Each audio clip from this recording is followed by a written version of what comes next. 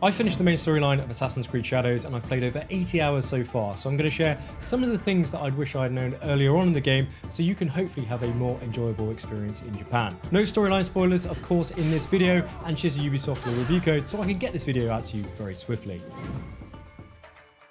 Now let's start with some combat tips and tricks, because maximizing your combat rotation and not just aimlessly hacking and slashing in this game is so important to get right, and I'm going to give you an example as to why it's going to improve your gameplay and you're also going to have a better time throughout Shadows. Firstly, we want to get an enemy into a vulnerable state, which is what happens when you time a perfect dodge or parry on an incoming attack at the right time. They then transition into this yellow glowing vulnerable state, which means that they're more susceptible to increased damage from us, and that should always be our goal throughout this game. We need to break that yellow armor bar above their head as quickly as possible, and the fastest way to do this is by getting them into this yellow vulnerable state and using a posture attack, which is activated by holding the R1 for a light posture attack or R2 for the heavy posture attack, which will then do a lot more damage. And you will know that your posture attack is charged thanks to this blue flicker notification on your weapon, as you can kind of see here, which is when you then need to release it at the enemy whilst they are in this yellow vulnerable state for maximum damage output, which, as you can see me do here, pretty much strips the enemy of his armor incredibly quickly. Now it gets even more fun when we utilize mastery skills or special abilities with this posture system, because you'll notice that in every weapon skill tree, there is at least one core special attack move that you can unlock, which causes the enemy to enter a vulnerable yellow state, as well as do an assortment of increased damage and cool animations. So it doesn't matter who you play as or with what weapon you prefer, just make sure that you equip one of these special abilities into your diamond wield as an offensive ability that can get an enemy into a vulnerable state. Because what we're going to do now is we're going to get our enemy into a vulnerable state by perfectly parrying his attack, of course, or dodging, it doesn't matter either. But instead of just following up with a charged posture attack and kind of leaving it at that, what we're now going to do is we're going to use our new unlocked ability, which places the enemy into a vulnerable state. In this case, I'm using the Shadow Piercer Tanto ability for Naoe here. Now, the key thing about this is when you use this ability on an enemy who's already in that vulnerable yellow state, it doesn't cancel it out like the posture attack did, kind of finishing that chain, but rather it continues this vulnerability chain to a second phase, which means we can now finish off this rotation with that heavy posture attack. But because we put the enemy in a vulnerable state back to back, we've inflicted even more damage than we did before by just playing smarter and putting our rotation together correctly. But it doesn't stop there, because what's great about what we're doing here is we can continue to be creative and extend this vulnerable phase to a third time. And we can do that by equipping weapons or gear that have perks that allow us to do this. As an example here, take a look at this Tanto on your screen here, because it's called Shinobi's Fury, which is one of the first legendaries you get in the game from an early quest. It's ridiculously good, where the perk actually allows you to put an enemy into a vulnerable state if you hit him with a weak point attack. Now, a weak point attack is what the game is calling a light posture attack. So I don't know why they've done this. It's very ambiguous, but by holding down the R1 and just attacking after it's charged, your posture attack, right? That is what a weak point attack is. So let's go ahead and put this all together then. Let's get our enemy into a vulnerable state again by parrying or dodging. Then let's use our special vulnerable attack ability to put him into that second vulnerable phase so we can continue our damage chain. And let's now use this Tanto's weapon perk and charge our R1 posture attack to hit him with our, well, what's called a weak point attack that puts him into a third vulnerable phase. And let's now finally finish him off with a full R2 heavy posture charged attack, and boom, he's been destroyed without even touching us, and that's all come from us parrying that first vulnerable phase. So in short, when you do play this game, this is the correct way to utilize and maximize special abilities, perks on your weapons inside the restrictions of this new posture system, which will also make this game just way more fun and a lot easier for you in combat instead of just like spamming your light and heavy attack button on your controller for the next 140 hours. That will get you to finish the game, but this is the way to do it. The animations flow wonderfully together. I guarantee you're just going to have a lot more fun if you just learn how this works. And by the way, if you are enjoying this breakdown so far, do leave a quick like down below, because I have lots more tips and tricks coming your way very soon, which I know you'll find useful. But what about stealth? Let's go over some of that stuff right now. Well, firstly, you're going to come across a lot of enemies in this game which you just can't assassinate unless you level up, you unlock specific skills to increase assassination damage, or you just turn on the guaranteed assassination option in the settings if you just want to choose the game. And let me show you an example here, because as you can see, if I just pause this and zoom in for you, we can't fully commit and kill this Samurai Daisho as the assassinate icon is yellow, and this means that 3 of the possible 4 bars will be removed with an aerial assassination attempt, but it won't just outright kill him and assassinate him. And I'm just going to unpause the footage here for you, and as you can see, he denies the assassination, he doesn't get killed. Well, I have found that if you actually sneak up to one of these enemies who are quite difficult, they've got a skull next to their name, which means they're 5 levels higher than you, well, you can grab them and then you can knock them out, and then you can just go ahead and loot their bodies, which is a good stopgap until you upgrade your character to then be able to one-shot assassinate every enemy in this game. Alternatively, I would recommend unlocking the stealth bomb skill very early as well, and pressing the, I keep doing this, L2 and R1 buttons when you do equip it in your diamond to drop the smoke bomb on the floor at your feet instead of throwing it. And this not only just resets your stealth loop in close quarters combat, but you can then instantly assassinate enemies after being in open combat with them, which can get you out of a very sticky spot quite quickly, especially as you're really squishy early on in this game when you play as Naoe.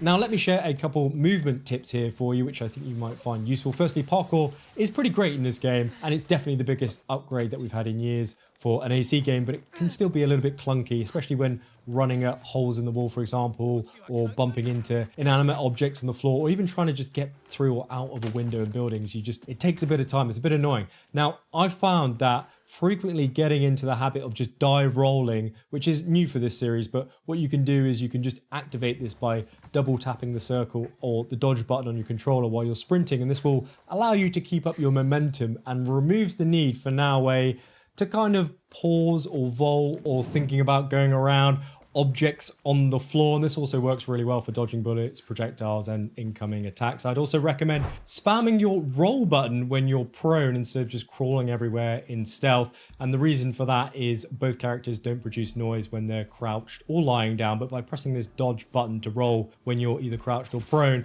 well, you'll temporarily leave stealth cover for like half a second, but it's much faster to do that in terms of like traveling around a specific area rather than getting up, sprinting across a courtyard and lying down, because the risk is a lot higher in terms of getting spotted or enemies hearing you literally sprint to the other end of the castle. But when you are actually in a castle or bandit camp, whilst you are crouching around, I'd recommend you just quickly hold your L2 or your observe button to then just tag loot, which will give you like a little jingle. I'll actually try and play it while I'm talking right now so you can hear it. And that means that you've kind of locked onto it and aimed at it correctly, so it's going to stay on your HUD and it's always going to remain on the screen. And you then don't need to spend 10 minutes overlooking the castle base in observe mode and in eagle vision, just tagging absolutely everything. And I feel like this is a lot more fun to use by just quickly pressing this while you're stealthing around, tagging, moving on, and instead of doing like a 20-30 minute recce up at the top of the castle.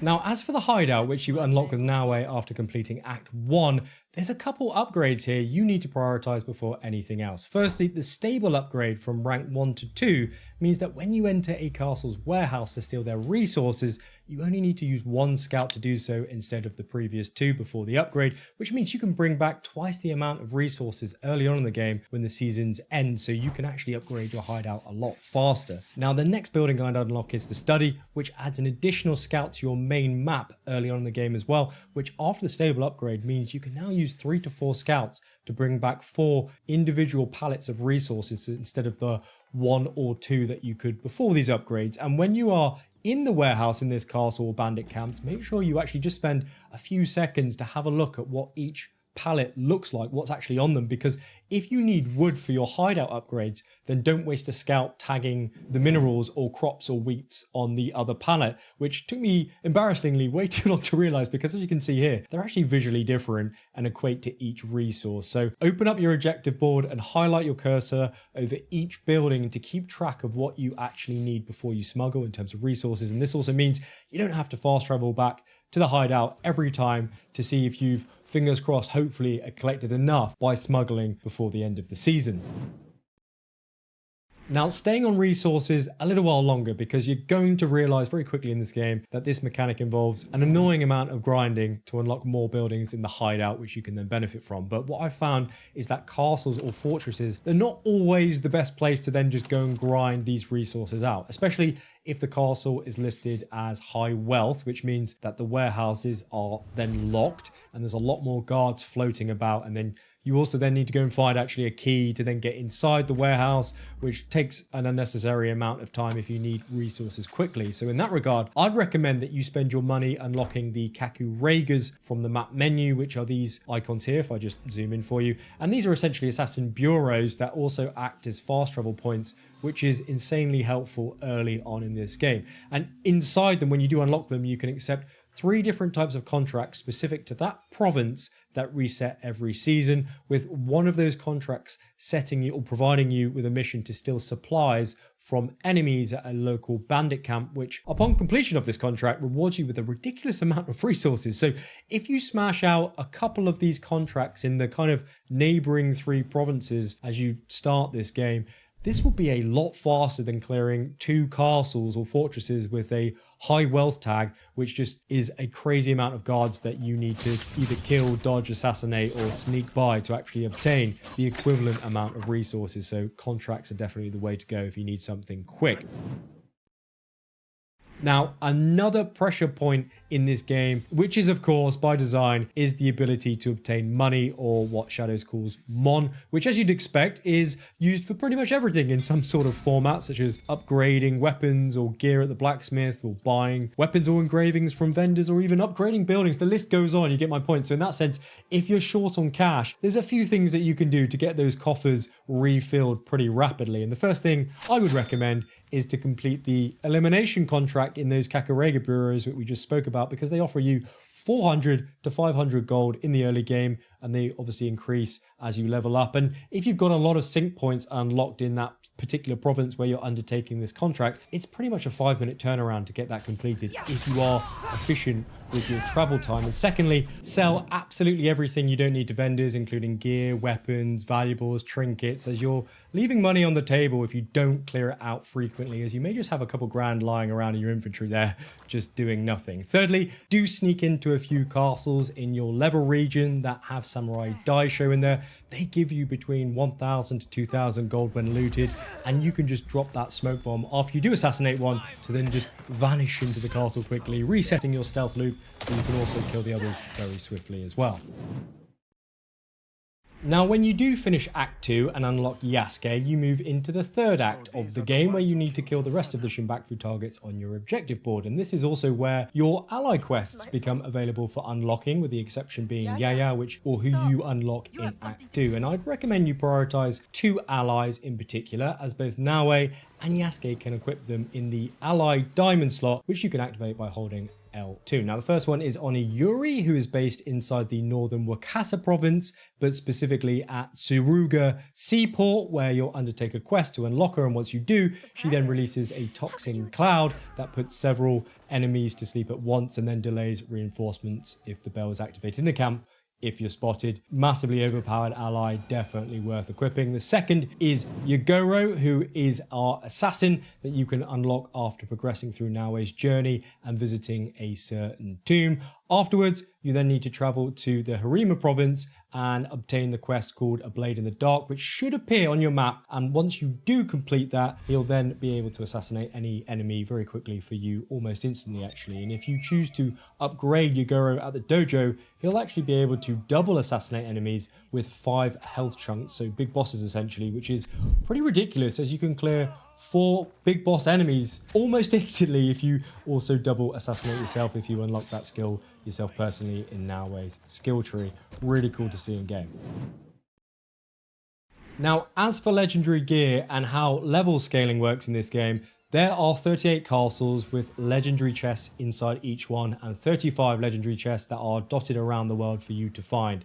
And I will have a full location guide out for you soon on how to get each one, where they are, and which ones are the best for you to equip. So do subscribe if you haven't already, because I know that that video in particular is going to help you out a lot. But just know, you can be level 10, for example, and then go to a fortress which is 25 levels higher than you with the guaranteed assassination turned on in the settings, and then just kill each samurai dojo in that fortress without being denied, to then unlock the legendary chest or item in that high level fortress, which means that the best gear in the game is available to you very early on, but just know that it scales back down to your current level if you do decide to go this route. So you can actually play the whole game with this gear piece if you choose to do that. You just need to not forget to upgrade it at the forge as you level up, because it will stay at the same level that you obtained it as, whilst you could now be 30 levels higher since when you got it, which is the only downside to getting this gear. You're gonna have to spend a lot of resources to upgrade it to the max level. Additionally, you may come across certain epic or purple gear pieces which are randomly generated in this game, which have a gold glow on some of their stats. And what this means is that it's an above average stat bonus. So you need to pay attention to that panel when you do loot some of this epic gear, because it's actually better than some of the legendary stuff, which are hand-picked perks by the developers. Now, I've made another helpful video for you just like this one with even more tips and tricks, so do give that a click on your screen, on your TV, on your tablet, on your phone right now, so you can get even more out of this awesome game, and hopefully I'll see you there in a second. Big thanks to Nika and Jabak and Donut for helping me in early access to make this video for you. Thanks to the Ubisoft UK team for being so supportive, and as usual, coffee is on me.